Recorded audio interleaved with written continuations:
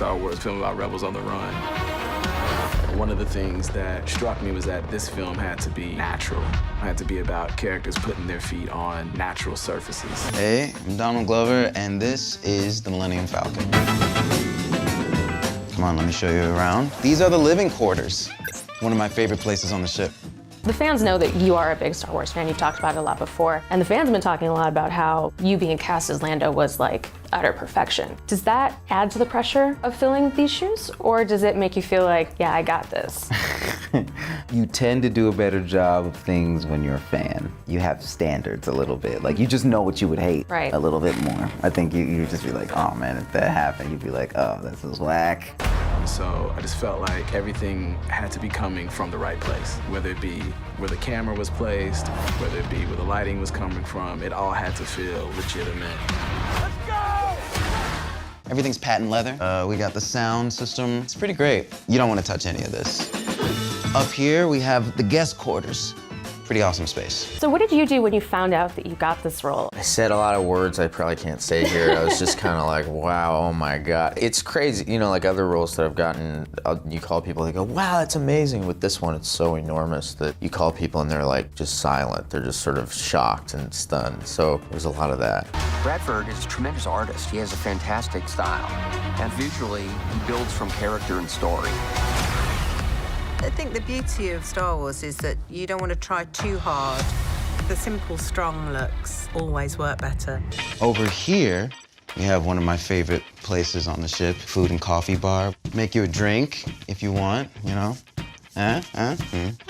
This ship has probably never looked better than when Lando kind of had it. Where is Han in his life at this point in the timeline? How is he different than how we've seen him in the past? I think you're meeting him at a time where he's younger and he's more of an idealist. He still has kind of a romantic vision or a feeling that he's gonna get out of this. He grew up in pretty rough circumstances, so getting out of that and making a life for himself. We start in a world that is quite dark. This film brightens as the film goes on. And so do the creatures, aliens, even the type of droids. So glad we took this job! That droid, I definitely have the best clothes, I think. Did you use the original films as most of your inspiration, or were there other sources that you drew from to inform your choices? The day I found out I got it, I remember I bought like a whole pizza and went home and watched Empire Strikes Back. That was definitely the beginning, but then I just watched a bunch of other cool 70s stuff that I thought would be like his kind of style. From the capes to the boots to the style, everything's really cool.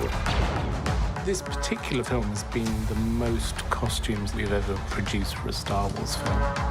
We've made over 1,000 costumes for this. You sort of like early on absorb all the original movies and look at everything and try to take that in and get the spirit of it and just like feel it in your bones a little bit. You don't want an imitation in this kind of thing. Right, because then you'd just be like imitating Billy D. Yeah, you just want somebody to exude that feeling currently. You look phenomenal. Well, I knew I was going to see you. This is beautiful. This is such an incredible piece of work. How does Solo, the film, differ from other Star Wars films that we've seen? It has a lot of jokes, a lot of humor. You spend a lot more time dealing with the feelings and the kind of inner life of the characters, and kind of all the characters in a certain way in this one. I like seeing Han and Lando beforehand because it allows you to just know that, like, yeah, people aren't perfect. Like, people have to grow. Ta-da! This is where the magic happens. We got everything here. These pillows are made from actual Kajak hair. That's not easy to get.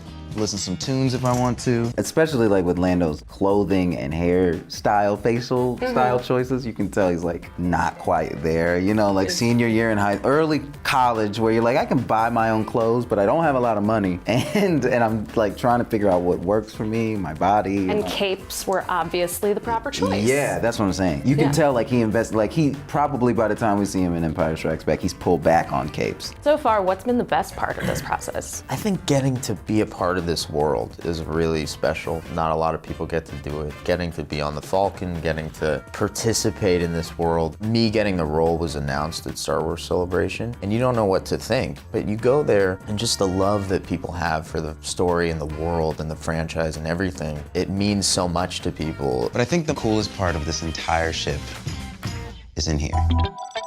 The cape room. I got every cape.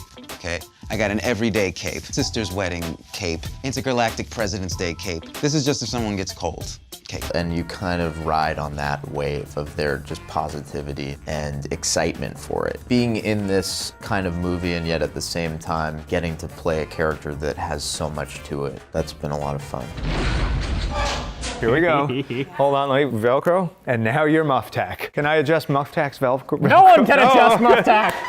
I got everything you could probably ever ask for in here. And here is the cockpit. Here we are, in the cockpit. You made it.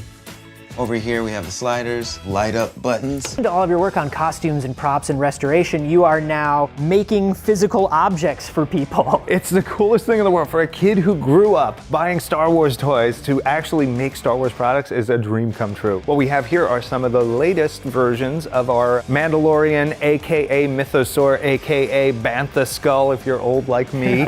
These are new incarnations of the things we showed at Celebration last year. But I think the coolest part of this ship has to be the hyperdrive. And you get into hyperdrive like this.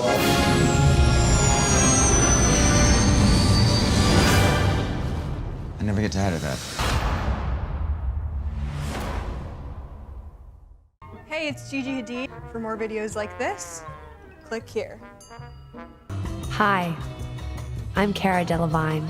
Please don't forget to subscribe by clicking this button right here. Boop. Thanks for watching.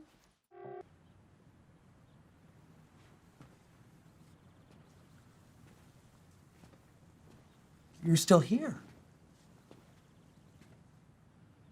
It's over. Go home.